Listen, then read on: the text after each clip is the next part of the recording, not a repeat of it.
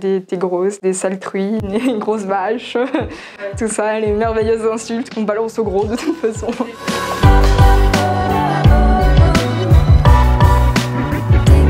Salut, moi c'est Alissa, alias Ali Curvis sur Instagram. Donc je suis sur En Vrai aujourd'hui pour vous parler de mon harcèlement scolaire qui a duré 6 ans.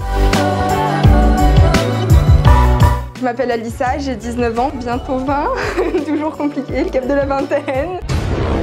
J'ai fait 2 ans de pâtisserie, mais ça m'a pas plu, alors je suis retournée au lycée. Je suis actuellement en terminale générale au lycée Théodore de Banville à Moulins. Je participe au concours Miss Belle en Forme et je suis donc Miss Belle en Forme Auvergne aussi 2020.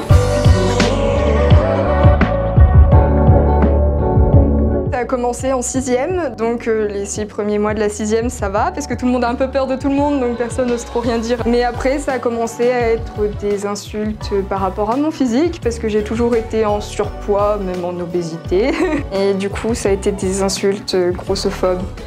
Pendant 5 ans, c'était que mon poids, mon poids, mon poids. Le soir, quand on rentre chez soi, on a déjà marre de sa journée parce que les insultes continuaient, hein, et que même le soir, en rentrant chez soi, ça s'arrête pas. C'est compliqué, hein. C'était pas la période la plus agréable de ma vie, je dois l'avouer. T'es grosse, des sales truies, une grosse vache, tout ça, les merveilleuses insultes qu'on balance au gros de toute façon. Alors, c'est fou. Quand déjà on n'a pas confiance en soi, fou, c'est compliqué, hein. Le harcèlement, j'en ai pas pris conscience tout de suite. J'en ai pris conscience quand j'étais en CAP justement, donc après ma seconde. Pour moi c'était normal ce que je vivais, alors que bah pas du tout. C'est pas du tout normal qu'on s'en prenne à une élève comme ça. Le harcèlement psychologique c'est plus dur que tout. Ouais. C'est qu'on va dire que le harcèlement physique on peut le prouver, le harcèlement psychologique on peut pas. Parce que je serais revenue chez moi avec des bleus, bah c'est pas compliqué hein. Mais voilà. Bon, quoi que je reviens souvent avec des bleus mais pour aucune raison, je sais pas comment ils apparaissent. Vu que je crois que c'était normal, j'en parlais pas. Clairement, là beaucoup de gens de ma famille ont appris ça par rapport à mon article dans le journal. Hein. Beaucoup ne savaient pas du tout que j'étais harcelée avant ça. Hein. On court et que tout le monde limite nous prend en photo parce que bah, ça bouge quand on est gros et qu'on court et que les profs nous marquent sur le bulletin peut mieux faire, se donne pas assez. On est en mode bah ouais mais je fais quasiment 100 kilos, tout le monde me critique. Ah ouais les cours de sport au lycée, j'en ai fait qu'un an du coup parce que maintenant je me suis dispensée.